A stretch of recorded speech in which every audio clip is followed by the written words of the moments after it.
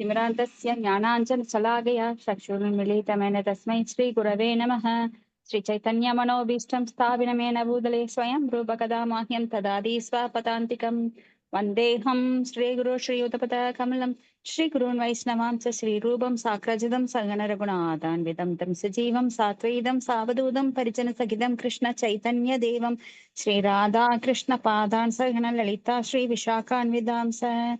हे कृष्णा करुणा सिन्धो दीनबन्धो जगत्पते कोपेश गोपिकान्त राधाकान्त नमोऽस्तु ते।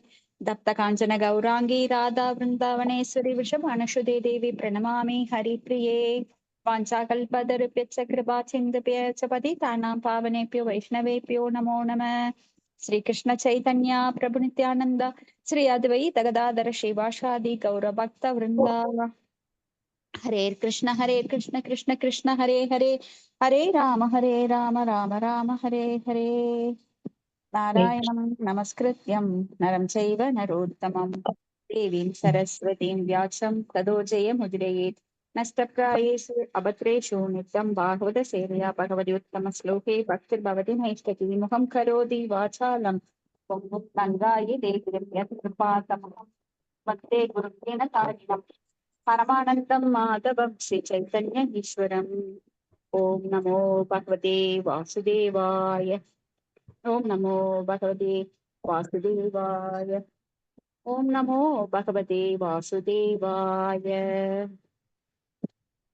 His Divine Grace Bhakti Vedanta Swami Srila Prabhupada की जय।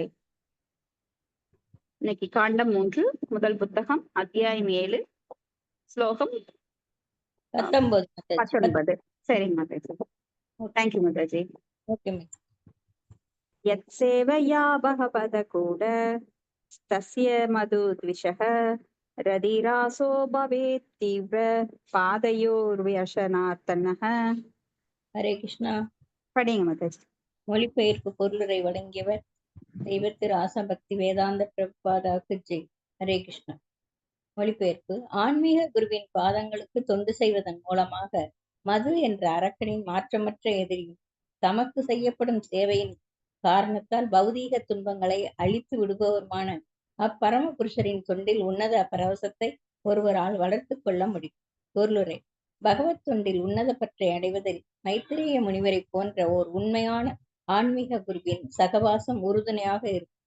பகவான் மது என்ற அரக்கனின் எதிரி ஆவார். அதாவது பகவான் தமது தூய பக்தர்களின் துன்பங்களுக்கு எதிரியாக இருக்கிறார். இப்பதத்தில் ரதிராஷ என்னும் சொல் குறிப்பிடத்தக்கதாகும். பகவானிடம் வெவ்வேறு உன்னதமான உறவு முறைகளில் பாவத்தொண்டு செய்யப்படுகிறது. சாந்தம், தாஸ்யம், சாக்கியம், வாத்சல்யம் மற்றும் மாதுரியம் பாகவானின் உன்னத அன்பு தொண்டை பெற்று பக்தியடைந்த நிலையிலுள்ள ஜீவராசி மேலே குறிப்பிட்ட ஏதேனும் ஒரு பாவத்தினால் கவரப்படுகிறார். மேலும் பகவானின் உன்னத அன்பு தொண்டில் ஒருவர் ஈடுபட்டிருக்கும் பொழுது அவரது பௌதீக பற்று தானாகவே அழிந்து விடுகிறது என்று பகவத்கீதை 2.59 கூறுகிறது. ரசவர்ஜம் ரசோ அப்யஸ்ய பரம் திருஷ்டுவா நிவர்த்ததே. ஹரே கிருஷ்ண மாதாஜி. ஹரே கிருஷ்ண மாதாஜி. அப்போ பகவத் தொண்டில் உன்னத பற்று பெற வேண்டும் என்றால் தூய பக்தரின் கருணை நம்மளுக்கு கண்டிப்பா வேண்டும். பாதரஜோ அபிஷேகம். அப்ப தூய பக்தரின் பாதத்துளிகளை நாம எடுத்து நம்ம உடம்புல தடவி கொள்ள வேண்டும். இது ரொம்ப ரொம்ப முக்கியமானது. ஏன்னா நம்மளுக்கு இருக்கின்ற அந்த பொய் அகங்காரமானது அந்த பணிவை இதுவரைக்கும் வளர்த்துக்கல. பக்திக்குள்ள வராத வரைக்கும் நம்ம அகங்காரம், பொய் அகங்காரத்துல ஆட்கொள்ளப்பட்டோம். அந்த பொய் அகங்காரத்தை முதலில் அகற்றினால் மட்டுமே நம்மளுக்கு அந்த பணிவு உருவாகும். பணிவு அப்படின்னா பகவானை மட்டும் போய் நேரடியாக அவரது பாதத்தில் தொழுவது கிடையாது. பகவானின் பக்தர்களுக்கு அடியேனுக்கு அடியேனாக, சேவகனுக்கு சேவகனாக, தாசானாக இருப்பதுதான் நம்மளுக்கு உயர்ந்த பக்தி தொண்டை நம்மளுக்கு பெற்றுத்தரும். அப்ப பௌதிகம் வேற, ஆன்மீகம் வேற. பௌதிகத்துல எல்லாருமே நான் ஆளுநர், நான் உயர்ந்த கட்டுப்பாட்டாளன், நான் இன்னொருத்தரை அடக்கணும், நான் சொல்றதுதான் எல்லாரும் கேட்கணும், இப்படின்னு நிறைய நம்மளுக்குள்ள ஆர்கியூமெண்ட் இருக்கும், சண்டை சச்சரவுகள் இருக்கும், ஃபால்ஸ் ஈகோ விளையாண்டுட்டு இருக்கும் நம்ம வாழ்க்கையில. ஆனா ஆன்மீகத்திற்குள்ள அடியெடுத்து வைத்தோன்னையே அந்த அமானித்துவம், பணிவு அப்படிங்கிறது வந்துடணும். அப்பதான் நம்மளுக்கு இந்த பாவநிலைகள், சாந்தம், தாஸ்யம், சக்கியம், வாத்சல்யம், மாதுரியம் போன்ற பாவ நிலைகளில் தொண்டாற்ற நம்மளுக்கு பகவான் வாய்ப்பு கொடுக்கிறார். அப்ப ஒரு ஜீவராசி வந்து பகவான ஒரு குழந்தையாகவோ நண்பனாகவோ இல்ல ஒரு தாய் தந்தையராகவோ ஏற்றுக்கொண்டு நாம வந்து பகவான்கிட்ட அன்பு பரிமாற்றம் செய்யலாம். ஏன்னா உறவே இல்லாத இடத்துல எந்த அன்பு இருக்காது. இப்ப ரோட்ல போற ஒருத்தர்கிட்ட நான் உங்களை ரொம்ப நேசிக்கிறேன்னு சொன்னா அது தவறான கருத்து. அப்ப உறவை வளர்த்து கொள்ள வேண்டும்னா முதல்ல நட்பு. அவங்களுடைய சுபாவம் தெரிய தெரிய அவங்களுடைய நல்ல குணங்கள் தெரிய தெரிய நாம் என்ன பண்ணுவோம், அட்ராக்ட் ஆவோம். அதனாலதான் கிருஷ்ணா வந்து ஆல் அட்ராக்டிவ், ஆகர்ஷன் ஏதி கிருஷ்ணா. கிருஷ்ணா வந்து எந்த ஒரு களங்கமும் இல்லாதவர். அப்ப அவர்கிட்ட நம்ம அன்பு செலுத்தல என்ன தப்பு? ஏன்னா பகவான் நமக்குள்ளேயே இருந்து நமக்கு எல்லா உதவிகளையும் செய்யறார். எல்லாமாகவும் இருக்கிறார். தாயாகவும் தந்தையாகவும் குருவாகவும் அனைத்துமாகவும் ஜட பொருள்களிலும் இருக்கிறார், உள்ளும் இருக்கிறார், புறமும் இருக்கிறார். அவர் தூய்மையானவற்றில் தூய்மையானவர், வெல்ல முடியாதவர். எவ்வளவோ நற்குணங்கள், 64 நற்குணங்கள் அவரிடம் இருக்கின்றது. அவர்கிட்ட பலவிதமான சக்திகள் இருக்கின்றது. பராசர் சக்தி விவிதைவ சூயதே. அவர் வந்து இங்க தோன்றுவதற்கு காரணமே கிடையாது. ஆனாலும் காரணமற்ற கருணையினால் நம்ம கிட்ட தோன்றுகிறார். நான் காரணம் காரியம் சவித்தியதே. இப்படி பல நற்குணங்கள் அவரிடம் இருக்கும்போது அவரை சரணடைவதுதான் ஒரு புத்திசாலிக்கு உரிய குணமாக இருக்கும். ஆனா புத்தி இல்லாதவங்க என்ன பண்றாங்க, ரொம்ப யோசிப்பாங்க. பகவானிடம் சரணடைய பக்தி தொண்டு பண்ண ரொம்ப யோசிப்பாங்க. ஏன்னா அவங்க கிட்ட அவ்வளவு பொய் அகங்காரம் இருக்கிறப்போ பகவான்கிட்ட வந்து அவ்வளவு விலகி இருக்கிறாங்க. அடுத்தது பதம் 20. ஹரே கிருஷ்ணா. துராபாஹி அல்ப தபச சேவா வைகுந்த வர்த்தமசு யத்ரோபகையதே நித்யம் தேவதேவோ ஜனார்தனஹ. மாதாஜி படிக்கட்டுங்களா? படிங்க மாதாஜி. மொழிபெயர்ப்பு. மிக குறைந்த தவம் செய்தவர்களால் பகவானின் ராஜ்யமான வைகுண்ட லோகங்களை நோக்கி முன்னேறி கொண்டிருக்கும் தூய பக்தர்களின் தொண்டை பெறுவது மிக கடினம். தேவர்களின் இறைவனும் ஜீவராசிகளை ஆள்பவருமான பரமபுருஷரை போற்றி புகழ்வதில் தூய பக்தர்கள் 100% ஈடுபடுகின்றனர். பொருளுரை. எல்லாம் வேத வல்லுநர்களாலும் சிபாரிசு செய்யப்படுவது போல் மகாத்மாக்களாக உள்ள ஆன்மீகவாதிகளுக்கு தொண்டு செய்வதுதான் முக்திக்கான வழியாகும். பகவானின் ராஜ்யமான வைகுண்டத்திற்கு செல்லும் வழியில் உள்ளவர்களும் லாபமற்ற வரட்டு தத்துவத்தை பேசுவதற்கு பதிலாக எப்பொழுதும் பகவானின் மகிமைகளை கேட்டுக்கொண்டும் பாடிக்கொண்டும் இருப்பவர்களுமான தூய பக்தர்கள் தான் மகாத்மாக்கள் என்று பகவத்கீதை கூறுகிறது. மகாத்மாக்களுடன் சகவாசம் கொள்வதும் இம்முறை நினைவிற்கெட்டாத காலத்திலிருந்தே சிபாரிசு செய்யப்பட்டு வந்துள்ளது. ஆனால் சண்டை சச்சரவுகளும் கபடமும் நிறைந்த இந்த யுகத்தில் இம்முறையைத்தான் பகவான் ஸ்ரீ சைத்தன்ய மகாபிரபு முக்கியமானதென்று சிபாரிசு செய்துள்ளார். நல்ல தவ பயன்களை பெறாத ஒருவன் கூட பகவானின் மகிமைகளை பாடுவதிலும் கேட்பதிலும் ஈடுபட்டுள்ள மகாத்மாக்களின் புகலிடத்தை ஏற்பானாயின் பகவானிடம் திரும்பிச் செல்லும் வழியில் அவன் முன்னேற்றம் அடைவது நிச்சயம். ஹரே கிருஷ்ணா. தேங்க்யூ மாதா. ஹரே கிருஷ்ணா மாதாஜி.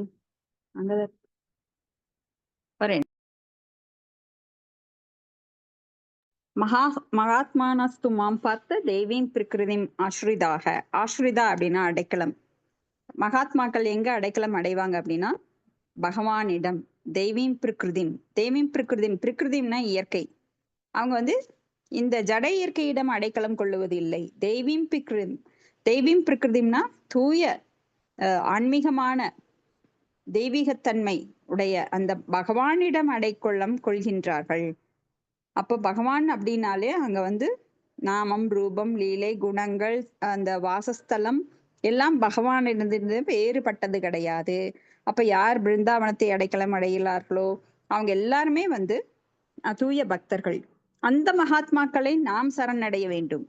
இப்போ கீழ்நிலையில் இருக்கிறவங்க உடனே போய் பகவான்கிட்ட சரணடைய முடியாது. ஏன்னா அவங்களுக்கு அந்த தகுதி கிடையாது. அப்போ அவங்க மகாத்மாக்களிடம் சரணடைய வேண்டும். மகாத்மாக்கள் வந்து நம்ம பகவத்கீதை படிச்சோம் அப்படின்னா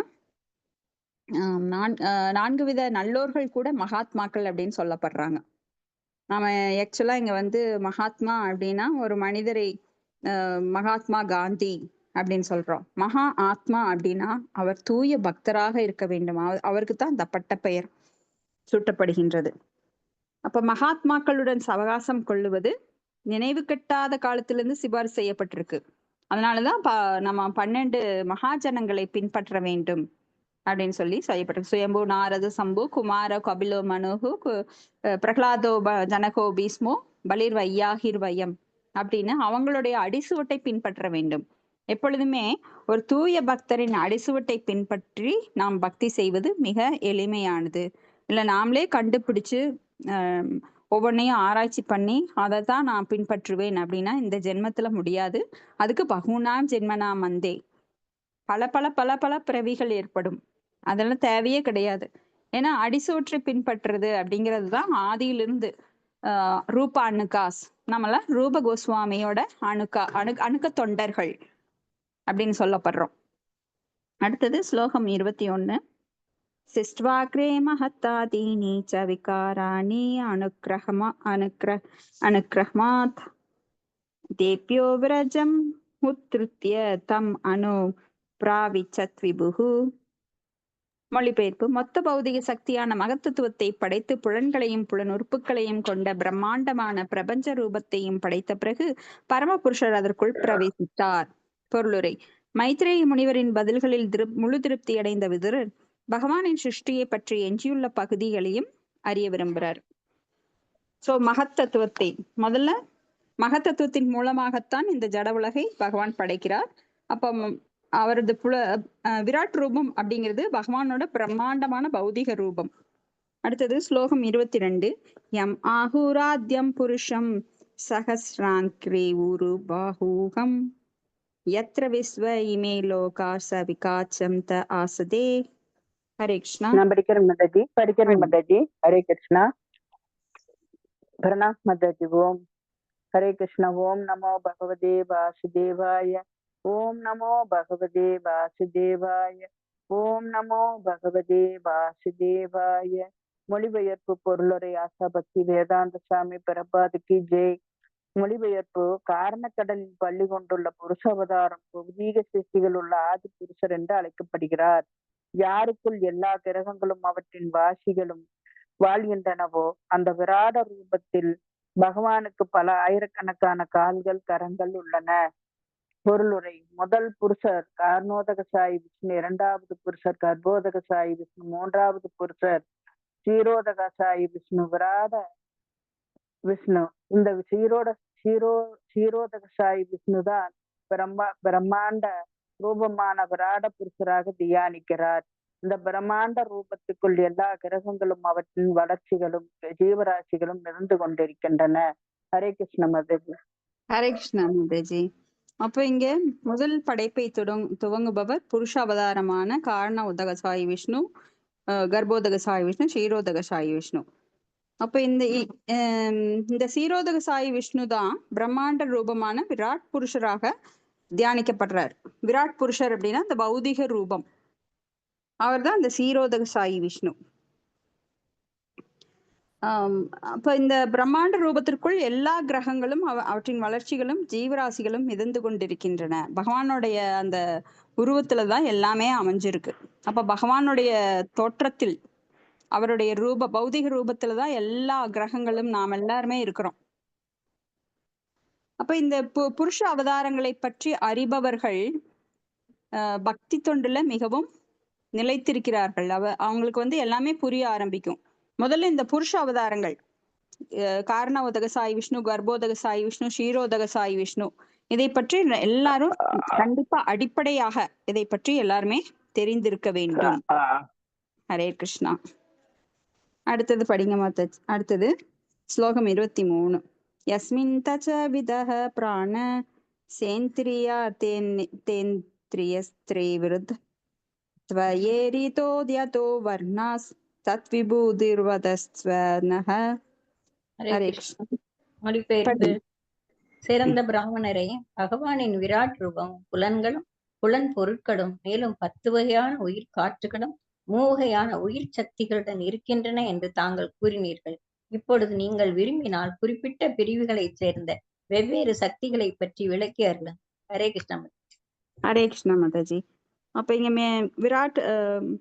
விராட் ரூபத்தை பற்றி பார்த்தோம். இன்னும் பகவானுடைய சக்திகள் பற்றி மைத்ரேய முனிவரிடம் விதுரர் விசாரிச்சுட்டே இருக்கிறார். அடுத்தது பதம் 24. यत्र पुत्रैश्च पौत्रैश्च नतृभिः सह गोत्रैश्चै प्रजा विचित्राकृत आसन्यापिरिदं ततम्. हरे படிக்கிறேன். कृष्णा. மொழிபெயர். படிங்க மாதாஜி. பிரபுவே, மகன்கள், பேரன்கள் மற்றும் குடும்ப அங்கத்தினர்கள் உருவங்களில் தோன்றியுள்ள சக்தி பல வகையான உயிரினங்களுக்கு இடையிலும் பிரபஞ்சம் முழுவதும் பரவியுள்ளது என்பதை நான் நினைக்கின்றேன். ஹரே கிருஷ்ணா மாதாஜி. நன்றி மாதாஜி. ஹரே கிருஷ்ணா. ஹரே கிருஷ்ணா. நன்றி மாதாஜி. மகன்கள், பேரன்கள் மற்றும் குடும்ப அங்கத்தினர்களின் உருவங்களில் தோன்றியுள்ள சக்தி பல வகையான உயிரினங்களுக்கிடையில் பிரபஞ்சம் முழுவதும் பரவியுள்ளது. அப்போ பகவானுக்கு வந்து ஒவ்வொரு மனைவிக்கும் 16,108 மனைவிக்கும் 10 மகன்கள் வீதம், அவங்களுக்கு மறுபடியும் 10 மகன்கள். அப்படி அவருடைய மகன், பேரன், அந்த குடும்ப அங்கத்தினர் வந்து தோன்றியுள்ள சக்தி பல வகையான உயிரினங்களிடையில் பிரபஞ்சம் முழுவதும் பரவியுள்ளது அப்படின்னு நீங்க சொல்றாரு. அடுத்த ஸ்லோகம் 25. ஏன்னா பகவானுடைய சக்தி நாம எல்லாமே தடச சக்தி. அப்ப நாம எல்லாமே வந்து பல வகை ரூபங்கள்ல, மனிதர்கள் மட்டுமல்ல, பகவானுடைய சக்தியான அந்த ஆத்மாக்கள் பல உடல்கள்ல புதைந்து இருக்கு. சிலர் நாய் ரூபத்துல இருக்காங்க, சிலர் பன்றி ரூபத்துல இருக்காங்க, சிலர் கழுதை ரூபத்துல, வேற வேற போர்வைகளால போத்தப்பட்டிருக்கின்றது அந்த ஆத்மா. சிலர் நீர்வாழ் உயிரினங்களா இருக்காங்க, சிலர் வந்து பறவைகளா இருக்காங்க. இப்படி 84 லட்சம் உயிரினங்கள்ல அது எல்லா பக்கமும் பரவி இருக்கிறது. அதான் சர்வகதா, அதாவது எங்கும் பரவியுள்ளது. அடுத்தது ஸ்லோகம் 25. பிரஜாபதீனாம் ச பதிஷ்ச க்ளூபேகான் பிரஜாபதீன் சர்க்காம் சைவானுக சர்க்காம்ச்ச மனோன் மன்வந்தராதீபான். நானே படிக்கிறேன். படிங்க, ஒரு 4 ஸ்லோகம் படிங்க. கற்றிருந்த பிராமணனே, தேவர்களின் தலைவரும் பிரஜாபதியுமான பிரம்மா எப்படி யோகங்களின் தலைவர்களாக பல்வேறு மனுக்களை ஏற்படுத்தி முடிவு செய்தார் என்பதை தயவு செய்து விவரிக்க வேண்டுகிறேன். மனுக்களையும் அவர்களுடைய வம்சத்தையும் கூட விளக்கியருள வேண்டுகிறேன். பொருளுரை: மனித இனம் மானுஷ்யா ஷரா பிரஜாபதியான பிரம்மாவின் மகன்களும் பேரன்களுமான மனுக்களிலிருந்து வருகிறது. மனு வம்சத்தினர் எல்லா கிரகங்களிலிருந்தும் வாழ்ந்து பிரபஞ்சம் முழுவதையும் ஆள்கின்றனர். ஹரே கிருஷ்ணா மாதாஜி. ஹரே கிருஷ்ணா மாதாஜி. அப்ப மனு சம்ஹிதை நாம கேள்விப்பட்டிருப்போம். அப்ப மனுக்கள், ஒரு பிரம்மாவோட பகல்ல 14 மனுக்கள் வர்றாங்க. அப்ப பிரம்மாவோட 100 ஆண்டுகள் எவ்வளவோ மனுக்கள் வருகிறார்கள். இந்த மனுக்கள் தான் மனுக்கள் கிட்ட தான் அந்த ஆளுமையை பகவான் கொடுக்கிறார். அதாவது பிரம்மா கொடுக்கிறார். ஏன்னா பிரம்மாவே எல்லாமே தூக்கி போட்டு நானே தான் செய்வேன்னு சொல்றது இல்ல. எப்படி ஒரு அரசர் தன் வாரிசுகளுக்கு பல பல பகுதிகளாக, சிற்றரசுகளாக பிரிச்சு கொடுக்கிறாரோ, அது மாதிரி பிரம்மாவோட மகன்களும் பேரன்களும் மனுக்கள்ல இருந்து வர்றாங்க. ஸ்லோகம் 26. உபரி அதஸ்சயே லோகாத் பூமேர் மித்ராத் மஜாசதே தேஷாம் சம்ஸ்தாம் பரமாணம் ச பூர்லோகஸ்ய ச வர்ணய. ஹரே கிருஷ்ணா. படிங்க மாதாஜி. ஈஸ்வரி மாதாஜி தொடர்ந்து படிங்க. படிக்கிறேன். மித்திரனின் புதல்வரே, பூமிக்கு மேலும் கீழும் உள்ள கிரகங்கள் எப்படி அமைந்துள்ளன என்பதை, அவற்றின் அளவையும் மற்றும் மண்ணுலகங்களின் அளவையும் கூட அன்புடன் விவரிக்க வேண்டுகிறேன். பொருளுரை: யஸ்மின் விஞ்ஞாதே சர்வம் ஏவம் விஞ்ஞாதம் பவதி. பௌதீக மற்றும் ஆன்மீகமான அனைத்தையும் பற்றி பகவானின் பக்தர் அறிந்திருக்கிறார் என்பதை இந்த வேத மந்திரம் உறுதிப்படுத்துகிறது. சில புத்தியுற்ற மனிதர்கள் நினைப்பது போல் பக்தர்கள் உணர்ச்சி வசப்பட்டவர்கள் அல்ல. அவர்களது வழிமுறை நடைமுறைக்கும் ஏற்றதாகும். சிருஷ்டிக்கப்பட்டுள்ள அனைத்தையும் பற்றியும் அவற்றின் மீதான பகவானின் ஆட்சியை பற்றியும் அவர்கள் அறிவார். ஹரே கிருஷ்ணா மாதாஜி. ஹரே கிருஷ்ணா மாதாஜி. தேங்க்யூ மாதாஜி. பூமிக்கு மேலே கீழே உள்ள கிரகங்கள் எப்படி அமைந்துள்ளது, அவற்றின் அளவையும் மண்ணுலக அளவையும் கூட விவரியுங்கள் அப்படின்னு எல்லாத்தையுமே கேட்கிறார். ஒரு பக்தர் வந்து பகவானுடைய படைப்புகளை அறிந்து கொள்வதில் எவ்வளவு பேராவல். ஏன்னா அவங்களுக்கு ஏற்கனவே தெரிஞ்சிருந்தாலும் கூட நம்மளை போன்ற ஒரு சாதாரண ஜீவராசிகள் பகவானுடைய சக்திகளை புரிந்து கொண்டால்தான் அவர் மேல இன்னும் அதிக அன்பு ஏற்படும். இப்போ ஒருத்தரை பத்தி தெரியாம அன்பு ஏற்படாது. இப்ப காந்தியடிகள் பத்தி நாம கேள்விப்பட்டிருக்கோம். அவர் ரொம்ப நல்லவர், மகாத்மா அப்படின்னு ஏன் சொல்றோம்? அவரை பத்தி நிறைய விஷயங்கள், அவருடைய சுயசரிதையில, பின்ன அவருடைய நடத்தையிலிருந்து நிறைய மக்கள் பேச கேட்டு, அவரது எழுத்துக்கள் அதையெல்லாம் நாம படிச்சு அவரை பற்றிய புத்தகங்கள் எல்லாம் மற்றவர்கள் வெளியிட, மற்றவர்கள் அவரது புகழை பாட, அவர் மேல நம்மளுக்கு ஒரு அட்ராக்ஷன், ஒரு ஈர்ப்பு ஏற்பட்டது. அது போல பகவானை பற்றி தெரிய தெரிய தெரியத்தான் நமக்கு பகவான் மேல அன்பு மேலும் பெருகும். ஏன்னா பகவான்கிட்ட ஒரு சின்ன சந்திரனில் கூட ஒரு புள்ளி இருக்கும், கரும்புள்ளி இருக்கும். ஆனா பகவான் கிருஷ்ணர்கிட்ட எந்த ஒரு தீய குணமும் கிடையாது. அவர்கிட்ட மைனஸ்ங்கிறதே கிடையாது. எல்லாமே பிளஸ், எல்லாமே மேன்மையான குணங்கள். அவர் தவறே செய்தாலும் கூட அது நல்லதுக்காகத்தான். அப்ப யஸ்மின் விஜ்ஞாதே சர்வம் ஏவம் விஜ்ஞாதம் பவதி. பௌதிக மற்றும் ஆன்மீகமான அனைத்தை பற்றியும் பகவானின் பக்தர்கள் அறிந்திருக்கிறார்கள்.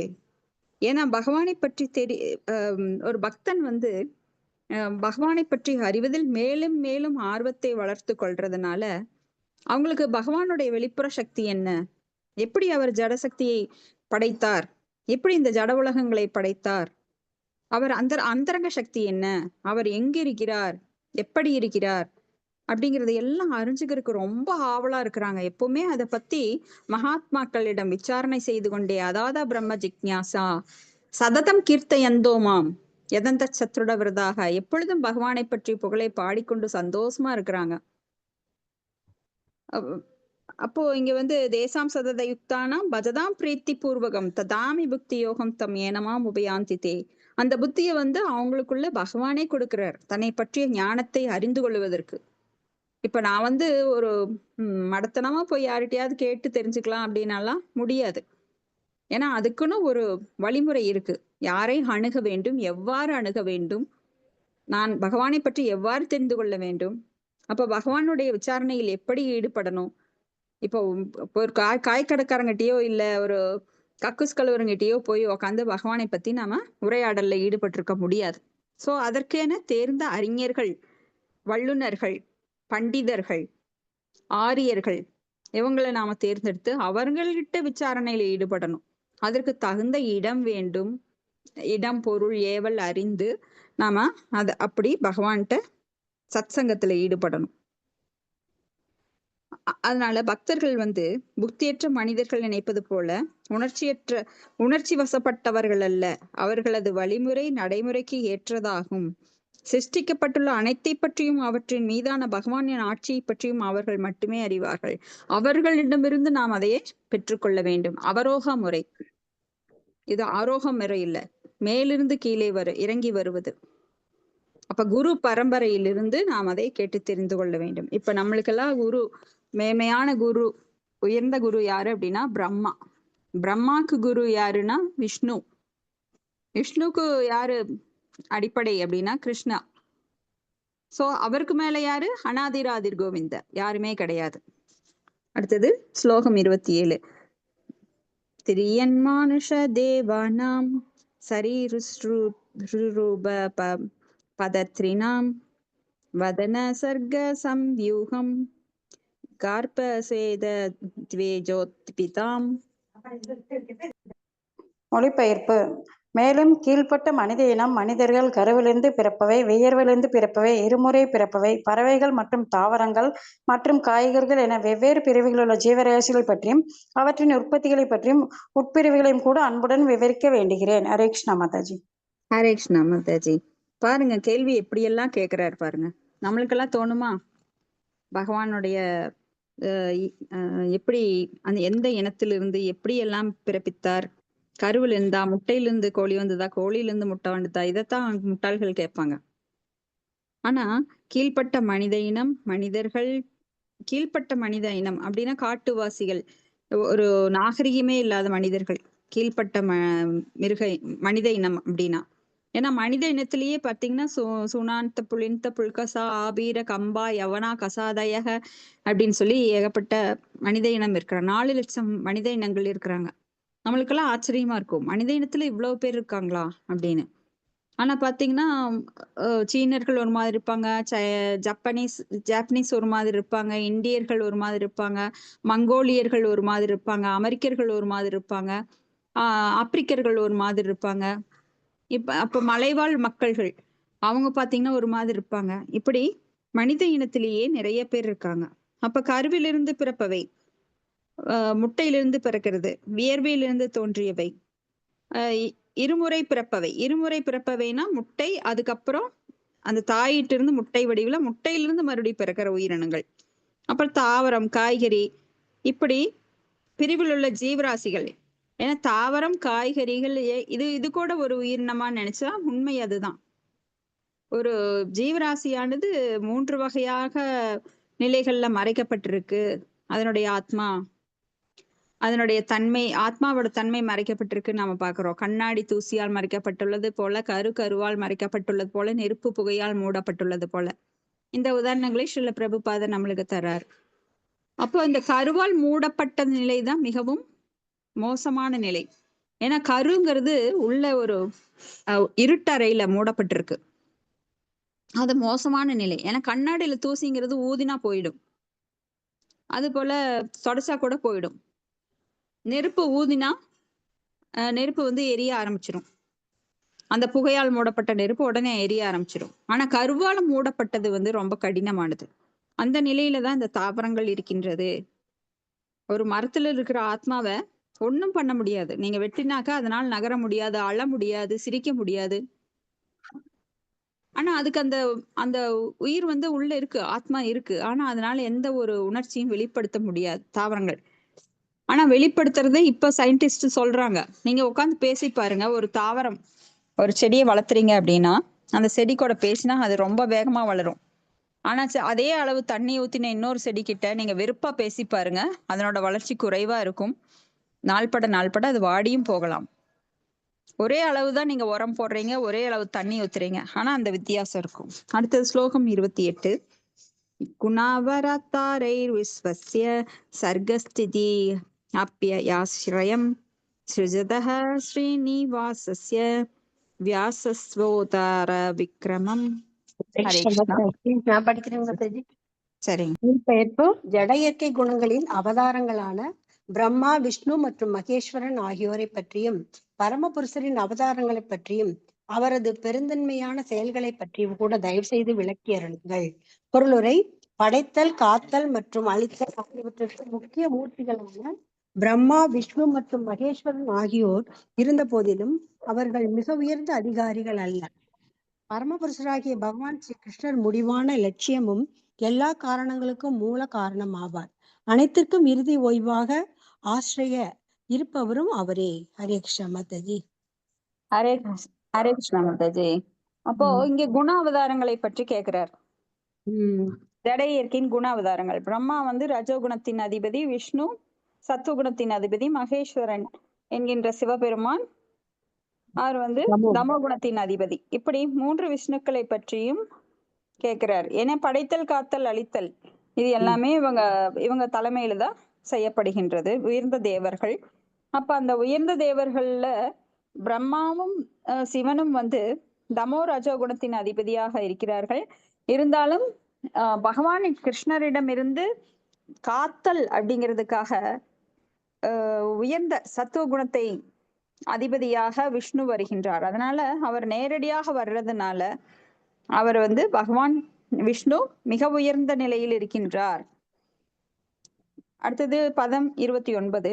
வர்ணாசிரம விபாகாம்ச்ச ரூபசீல ஸ்வபாவதஹ ருச்சீனாம் ஜன்ம கர்மாணி வேதஸ்ய ச விகர்ஷணம். மொழிபெயர்ப்பு: மாமுனிவரே, மனித சமூகத்தின் சமூக மற்றும் ஆன்மீக பிரிவுகளை அவற்றின் அறிகுறிகள் மற்றும் ஒழுக்கம் ஆகியவற்றிற்கேற்பவும், சமமான மனநிலை மற்றும் குணநடக்கம் ஆகியவற்றின் தனிப்பட்ட குணங்களுக்கேற்பவும் விவரிக்க வேண்டுகிறேன். மேலும் சிறந்த முனிவர்களின் பிறப்புகளையும் வேதங்களின் பிரிவுகளையும் கூட தயவு கூர்ந்து விளக்கி அருளுங்கள். பொருளுரை: மனித சமூகத்தின் வர்ணாசிரம பிரிவுகளான பிராமணர்கள், சத்திரியர்கள், வைசியர்கள், சூத்திரர்கள் மற்றும் பிரம்மச்சாரிகள், கிரகஸ்தர்கள், வானப்பிரஸ்தர்கள், சந்நியாசிகள் ஆகியோர் குணம், கல்வி, பண்பாடு, புலன் மற்றும் மனவடக்க பயிற்சிகளினால் அடையப்பட்ட ஆன்மீக முன்னேற்றம் ஆகியவற்றிற்கேற்ப பிரிக்கப்பட்டுள்ளனர். ஒவ்வொரு தனிப்பட்ட நபரின் குறிப்பிட்ட இயற்கையை ஆதாரமாக கொண்டுதான் இப்பிரிவுகள் ஏற்படுத்தப்பட்டுள்ளன. பிறப்பை ஆதாரமாக கொண்டதல்ல. பிறப்பு அற்பமானது என்பதால் அது இப்பதத்தில் குறிப்பிடப்படவில்லை. விதுரர் ஒரு சூத்ராணி தாய்க்கு பிறந்தவர் என்று பிரபலமானவர். இருப்பினும் அவர் மாமுனிவரான மைத்ரேய முனிவரின் ஒரு சீடர் என்பதால் தகுதியால் ஒரு பிராமணரை விட மேலானவர் ஆவார். குறைந்தது பிராமண தகுதியையாவது அடையாமல் ஒருவரால் வேத மந்திரங்களை புரிந்து கொள்ள முடியாது. மகாபாரதமும் வேதங்களின் ஒரு பிரிவுதான் என்றாலும் அது பெண்களுக்கும் சூத்திரர்களுக்கும் உயர் பிரிவினரின் தகுதியற்ற குழந்தைகளுக்கும் த்விஜ பந்துக்கள் உரியதாகும். குறைந்த அறிவுடைய சமூக பிரிவினர் மகாபாரதத்தை படிப்பதாலேயே வேத உபதேசங்களை புரிந்து கொள்ள முடியும். ஹரே கிருஷ்ண மாதாஜி. ஹரே கிருஷ்ண மாதாஜி. அப்போ இங்க வந்து மனித சமுதாயத்தின் சமூக மற்றும் ஆன்மீக பிரிவுகள் என்னன்னா பிராமணா, சத்திரியா, வைசியா, சூத்ரா, அதே போல வர்ணம், கிரகஸ்தா, பிரம்மச்சாரி, வானப்பிரஸ்தா, சந்நியாசம், இதை பற்றி எல்லாம் கேட்கிறாரு. அப்புறம் குணம், கல்வி, பண்பாடு, புலன் மற்றும் மனவடக்க பயிற்சிகளால் அடையப்படும் ஆன்மீக முன்னேற்றம் ஆகியவற்றுக்கேற்ப இது வந்து பிரிக்கப்பட்டிருக்கிறதாக அவர் சொல்றாரு. அப்போ ஒவ்வொரு தனிப்பட்ட நபரின் இயற்கை குணத்திற்கு ஏற்ப இந்த பிரிவுகள் ஏற்படுத்தப்பட்டிருக்கிறது. சாதுர்வன்யம் மயா சிஷ்டம் குணகர்ம விபாகச்சக. அப்போ இங்க வந்து ஒருவர் பிறப்பால கிடையாது. அப்போ இப்பெல்லாம் வந்து ஒருவர் பிறப்பால நான் இந்த ஜாதி அந்த ஜாதின்னு சொல்லிக்கிறாங்க. அதெல்லாம் தவறு. குணத்தின் அடிப்படையில் பகவானால் பிரிக்கப்பட்டது. ஏன்னா இந்த வர்ண ஆசிரமம் அப்படிங்கிறது பகவானோட ஜட ரூபத்துல நாம பார்த்தோம். அவருடைய உடல்ல தலையிலிருந்து பிராமணர்களும், தோளில் இருந்து சத்திரியர்களும், இடுப்பிலிருந்து வைசியர்களும், கால்களில் இருந்து சூத்திரர்களும் வருகிறார்கள். அப்ப இந்த உடலானது மிகவும் முக்கியமானது. அப்போ ஒவ்வொரு பிரிவுகளும் தனித்து நிற்கிறது இல்லை. ஒரு சமுதாயத்துல 4 பிரிவுகளும் இருந்தால் மட்டுமே அந்த சமூகம் முழுமையாக செயல்படும். ஒருத்தர் இல்லைன்னா கூட இது ரொம்ப கஷ்டம். ஏன்னா மூளை நான் செயல்படல அப்படின்னா உடம்புக்கு ப்ராப்ளம் தான். அப்ப கால்கள் வந்து நான் உங்களுக்கு எதுக்கு நடக்கணும் அப்படின்னு சொல்லி அது கோச்சிட்டாலும் கஷ்டம்தான். இப்படி ஒவ்வொரு அங்கமும் உடலுக்கு இன்றியமையாதது. அதனால இங்க யாரை விட மேலானவர்கள் அப்படின்னு சொல்லிக்க முடியாது. ஏன்னா எல்லாருமே வந்து பிராமணத்தன்மை அடையலாம் அவங்க குணத்தை மேம்படுத்தும் போது. அப்ப பிராமணர்களோட கடமையை செய்து பிராமணத்தன்மையை வளர்த்து கொள்ளும் போது ஒருவன் பகவானை மிக அருகில் நெருங்கலாம். அதே போல இங்க வேதங்கள் வந்து நம்மளால புரிந்து கொள்ள முடியாது அப்படிங்கிறதுனால 4 விதமாக முதல்ல பிரிக்கப்பட்டது. ரிக், யசுர், சாம, அதர்வன. அப்புறம் அந்த வேதங்கள் மறுபடியும் புரிஞ்சுக்க மாட்டோம் அப்படிங்கிறதுனால மறுபடியும் அந்த வேதங்களை 108 உபநிஷங்களாக பிரிச்சாங்க. மறுபடியும் அதை வந்து 108 உபநிஷங்கள்ல இருந்து அதையும் படிக்க மாட்டாங்க.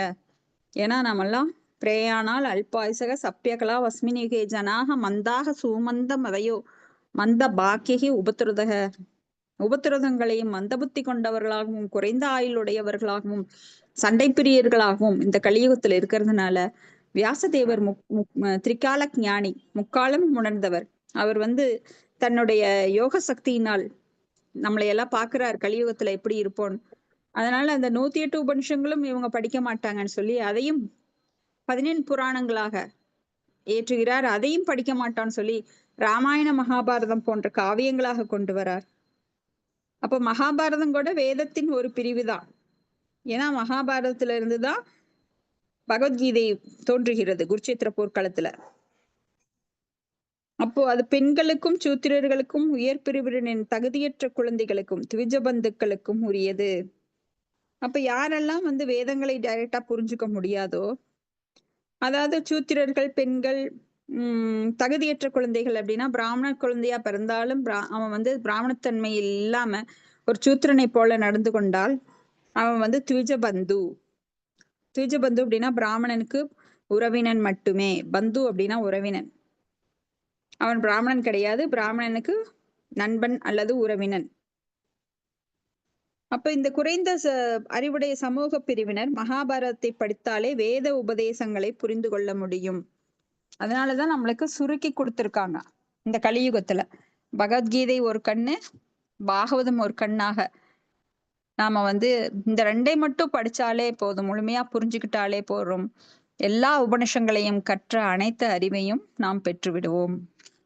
எல்லா வேதங்களை படித்த அறிவையும். ஏன்னா வேதங்களோட சாரம் தான் பகவத்கீதையும் பாகவதமும். சாரம் அப்படின்னா முக்கியமான கருத்துக்கள். அடுத்தது ஸ்லோகம் 30. யக்ஞஸ்ய ச விதானானி யோகஸ்ய ச பத பிரபோ நைஷ்கர்மியஸ்ய ச சாங்கியஸ்ய தந்திரம் வா பகவத் ஸ்மிருதம். படிச்சுக்கலாம். ஹரே மொழிபெயர்ப்பு: கிருஷ்ணா. வெவ்வேறு யாகங்கள், யோக மார்க்கங்கள், பகுத்தறிவு, கல்வி மற்றும் பக்தி தொண்டு ஆகியவற்றின் விரிவுரைகளையும் கூட அவற்றின் கட்டுப்பாட்டு விதிகளுடன் விவரிக்க வேண்டுகிறேன். பொருளுரை: இங்கு தந்திரம் என்னும் சொல் முக்கியமானதாகும். சில சமயங்களில் இது புலனின்மத்தில் ஈடுபட்டுள்ள பௌதீகவாதிகளின் கண்கட்டு வித்தை என தவறாக புரிந்து கொள்ளப்படுகிறது. ஆனால் ஸ்ரீ நாரத முனியால் துவக்கப்பட்ட பக்தி விஞ்ஞானம் தான் இங்கு தந்திரம் என்னும் சொல்லால் குறிப்பிடப்படுகிறது. பக்தி மார்க்கத்தின் இத்தகைய கட்டுப்பாடான விளக்கங்களை நன்கு பயன்படுத்தி கொண்டு பகவானின் பக்தி தொண்டில் ஒருவர் முன்னேற வேண்டும். சாங்கிய தத்துவம் தான் அறிவை பெறுவதற்குரிய அடிப்படை கொள்கையாகும். இது மைத்ரேய முனிவரால் விளக்கப்படும். தேவஹூதி புத்திரரான கபில தேவரால் விவரிக்கப்பட்ட சாங்கிய தத்துவம் தான் பரம சத்தியத்தை பற்றிய உண்மையான அறிவின் மூலமாகும். சாங்கிய தத்துவத்தை அடிப்படையாக கொள்ளாத அறிவு வெறும் மனக்கற்பனையாகும். அதனால் உண்மையான லாபத்தை அளிக்க முடியாது. ஹரே கிருஷ்ண மாதாஜி. தேங்க்யூ மாதாஜி. ஹரே கிருஷ்ணா. தேங்க்யூ மாதாஜி.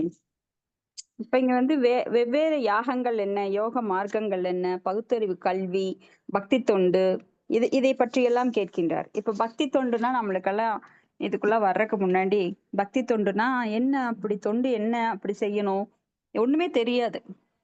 அப்ப நான் கூட கேட்டேன், பக்தி பண்றதுன்னா எப்படி, பகவானுக்கு நாம் எப்படி செய்ய முடியும், பகவானை பார்க்க முடியுமா, அவருக்கு போய் நாம் எப்படி செய்ய முடியும்னு எல்லாம் நான் கேட்டிருக்கேன். ஒரு முட்டாள்தனமான. ஆனா இதுக்குள்ள வந்தப்புறம்தான் இங்க வந்தப்புறம்தான் தெரியும் பக்தி தொண்டினுடைய லட்சணங்கள். நவைவித பக்தி தொண்டு, ஸ்ரவணம், கேட்கறதே ஒரு பக்தி தொண்டு. நானும் பக்தி தொண்டுனா ரொம்ப கஷ்டமா இருக்கும், நிறைய பண்ணணும், நிறைய செய்யணும் அப்படின்னு எல்லாம் நான் நினைச்சிட்டு இருந்தேன்.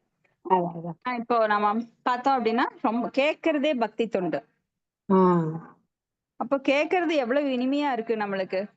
அப்ப எவ்வளவு சுலபமா பகவானை அடையறதுக்குரிய முறை வந்து நாம் கேட்டுக்கொண்டே இருக்கிறதுனால நம்ம பகவானுக்கு தீர்க்கமான பக்தி தொண்டு செய்ய முடியும்.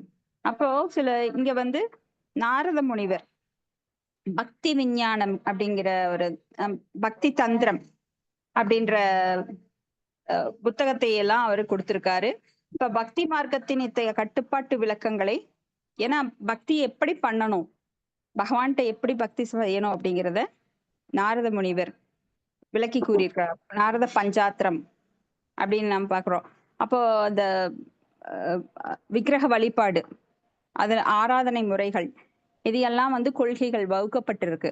இப்ப ஸ்ரீ சம்பிரதாயத்துல பார்த்தோம் அப்படின்னா நம்மளுக்கு ஸ்ரீரங்கம் போன்ற கோயில்கள்ல அவருடைய கட்டளையின்படிதான் இன்னைக்கு வரைக்கும் அந்த பூஜை முறைகள் எல்லாமே ஃபாலோ பண்ணப்பட்டு இருக்கு. அப்ப பக்திங்கிறது நம்ம இஷ்டத்துக்கு பண்றது கிடையாது.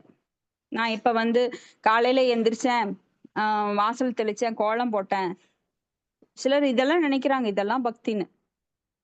இதெல்லாம் வெறும் சடங்கு.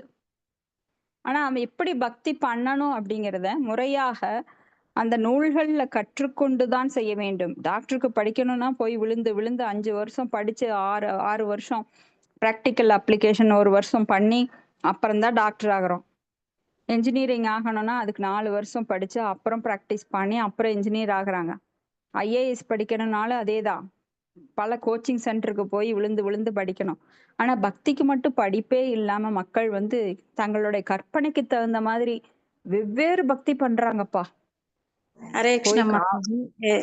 நாக்க குத்திக்கிறாங்க, தோலை குத்திக்கிறாங்க, விழுந்து புரண்டு குரங்கு குட்டிக்கிறன்னு அடிக்கிற மாதிரி அடிக்கிறாங்க. கேட்டா இதெல்லாம் பக்தின்னு சொல்றாங்க. ஹரே கிருஷ்ணா மாதாஜி. கெஸ்ட் வந்திருக்காங்க, கொஞ்சம் நான் ரிலீவ் வைக்கிறேன் மாதாஜி. ஓகே மாதாஜி. சரி. அப்போ இதெல்லாம் பக்தி கிடையாது. இதெல்லாம் வந்து கண்மூடித்தனமான ஒரு சடங்கு, ரஜோகுணத்தில் செய்யப்படுறது. பகவான் நம்மள அப்படியெல்லாம் குட்டிக்கரணம் போட சொல்லல. அப்போ பகவானை பற்றி புரிந்து அவரது சக்திகள், மகிமைகள் என்ன, இதையெல்லாம் தெரிஞ்சு கபில முனிவர் சொல்லியிருக்காரு தேவஹூதிக்கு சாங்கிய தத்துவம். சாங்கிய தத்துவம்னா என்ன? சனாதன தர்மம் என்ன? அதுதான் நம்மளுக்கு பகவானுக்கு சேவை செய்வதுதான். எப்படி அதை தெரிஞ்சுக்கணும். அப்ப சாங்கிய தத்துவத்துல படி எவ்வளவு மூலக்கூறுகள் இருக்கின்றது, அது எவ்வாறு தோற்றுவிக்கப்பட்டது, அதன் மூலமா பகவான் இந்த புலன்களை எப்படி தோற்றுவிக்கின்றார், அது எப்படி ஒர்க் ஆகுது, ஆத்மானா என்ன, பரமாத்மா என்ன, ஜடம்னா என்ன, அந்த பிரித்தறியும் அந்த அறிவை தெரிஞ்சுக்கிட்டு, ஏன்னா அறிவில்லாம பக்தி வராது. சோ புத்தி யோகம் கூடிய கர்ம யோகத்தின் மூலமாகத்தான் பக்தி யோகத்தை அடைய முடியும். அப்ப புத்தி யூஸ் பண்ணாம வெறுமனவே பக்தி பண்ணலாமா? முடியாது. அப்ப ஞானம் இல்லாம பக்தி பண்ணலாமா? முடியாது. அப்ப கர்மம் இல்லாம பக்தி பண்ணலாமா? முடியாது. இது எல்லாம் சேர்ந்துதான் பக்தி தொண்டு. அப்ப பகவானை பற்றிய அறிவும் வேண்டும், அது செயல்முறையில் பகவானுக்காக செய்யப்பட வேண்டும். அப்ப அந்த ஞானமும் வேண்டும். புத்தி, ஞானம், கர்மம் இது எல்லாம் அடங்கியதுதான் பக்தி தொண்டு. பக்தி தொண்டுனா திடீர்னு முளைக்கிறது கிடையாது. இது எல்லாம் இல்லாம பக்தி தொண்டு பண்ணலாம் அப்படின்னா அது பக்தி தொண்டே கிடையாது. அடுத்தது ஸ்லோகம் 31. பாசண்ட பத வைசம்யம் பிரதிலோம நிவேச்சனம் ஜீவஸ்ய கதயோ யாச்ச யாவதி குணகர்மஜாஹ. ஹரே கிருஷ்ணா. படிக்கட்டுங்களா மாதாஜி? மீன மாதாஜி படி. மொழிபெயர்ப்பு. நாஸ்திகரின் குறைகள் மற்றும் முரண்பாடுகள் இணைக்கலப்பின் இந்நிலை மேலும் பல்வேறு உயிரினங்களில் உள்ள ஜீவராசிகள் குறிப்பிட்ட இயற்கை குணங்கள் மற்றும் செயல் ஆகியவற்றிற்கேற்ப உள்ள அவற்றின் அசைவுகள் ஆகியவற்றை கூட தயவு செய்து விளக்கி அருளுங்கள். பொருளுரை. வேறுபட்ட ஜட இயற்கை குணங்களில் உள்ள ஜீவராசிகளின் சேர்க்கையானது இனக்கலப்பு என்று அழைக்கப்படுகிறது. நாஸ்திகர் கடவுள் இருப்பதை நம்புவதில்லை. இதனால் அவர்களுடைய தத்துவ மார்க்கங்கள் முரணானவையாக உள்ளன. நாஸ்திக தத்துவங்கள் ஒன்றோடு ஒன்று ஒத்துப்போவதில்லை. ஜட இயற்கைகள் குணங்கள் பலவிதமான கலப்படங்களுக்கு வெவ்வேறு உயிரினங்களுக்கு சான்றாக உள்ளன. ஹரே கிருஷ்ணா மாதாஜி. ஹரே கிருஷ்ணா மாதாஜி. தேங்க்யூ மாதாஜி. அப்போ நாஸ்திகர்களோட குறைகள் என்ன? நாஸ்திகர்கள் அப்படின்னா பகவானை மறுப்பவர்கள். நாஸ்திக கோட்பாடு நான் என்ன வேணா பண்ணலாம். ஏன்னா அவங்க சுதந்திரத்தை முழுவதுமாக அனுபவிக்க விரும்புகிறார்கள், எந்த ஒரு கட்டுப்பாடும் இன்றி. ஏன்னா பகவானை நம்புனா கட்டுப்பாட்டு விதிகள் எல்லாம் இருக்கு, வேத முறைகள் சொல்லுது இப்படித்தான் இருக்கணும். நீ காலையில இவ்வளவு நேரத்துல எந்திரிக்கணும், பகவானோட திருநாமத்தை சொல்லணும். ஆனா அவனுக்கு நாஸ்திகனுக்கு இஷ்டம் கிடையாது. பகவானை விட்டு பிரிந்து பொறாமையினால் இங்க வந்தவனுக்கு பகவானை விடுத்து இந்த ஜட உலகை அனுபவிக்க வேண்டும் என்கின்ற ஆசையால் உந்தப்பட்டு நாஸ்திக கோட்பாடுகளை ஏற்படுத்துறான்.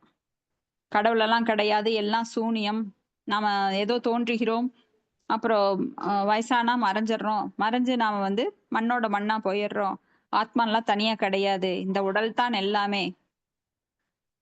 ஸோ இது கதியற்ற இவர்கள், இவங்க என்ன நிலைமைக்கு ஆளாவாங்கன்னு சொல்லவே முடியாது. நாஸ்திகர்கள் மீண்டும் அவர்கள் இருண்ட லோகங்களுக்கு தள்ளப்படுகிறார்கள். நாஸ்திகர்கள் தங்களை மட்டும் இல்ல, தங்களை சார்ந்தவர்களையும் இருண்ட லோகத்துக்கு கூட்டிட்டு போறாங்க. அப்ப நாஸ்திகர்களை யாரெல்லாம் பின்பற்றுகிறார்களோ, ஏன்னா ஒரு மூடர்கள் பாத்தீங்கன்னா காட்டுவாசிகள் கூட ஒரு சமுதாயத்திற்கு ஒரு ஒரு என்ன சொல்ல, ஒரு உயர்ந்த வழிபாடு இருக்கும். வழிபாடு அப்படிங்கிறது உயர்ந்த வழிபாடு, தாழ்ந்த வழிபாடு, எதையாவது ஒன்ன பார்த்து அதுக்கு தலை வணங்குவாங்க. ஆனா இந்த நாஸ்திகர்கள் ரொம்ப முட்டாளா இருப்பாங்க. நாமாம் துஷ்குருதினோ அப்படின்னு சொல்லி அந்த 4 வகையான முட்டாள்கள்ல நாஸ்திகர்கள் ஒருவர். இத பத்தி எல்லாம் அவர் கேட்கிறார். இந்த ஜட இயற்கை குணங்களின் பலவிதமான கலப்படங்களுக்கு வெவ்வேறு உயிரினங்கள் சான்றாக இருக்கிறது. ஏன்னா ஜட இயற்கை குணங்கள் எல்லார்கிட்ட ஒரே மாதிரி இருக்கிறது கிடையாது. சத்வ ரஜோ தமோ குணங்கள் வேறு வேறு வகையில வேறு வேறு வகையாக கலந்து, ஒண்ணு உயர்ந்தும் ஒன்று மத்தியஸ்தமும் ஒண்ணு தாழ்ந்தும், இப்படி வேறு வேறு நிலைகள்ல கலப்படமாக 81 வகையாக விரிவடைகின்றது. இதை பத்தி எல்லாம் இங்க மைத்ரேயர் முனிவரிடம் விதுரர் கேட்கிறார். ஹரே கிருஷ்ணா. இதோட முடிச்சுக்கலாம்.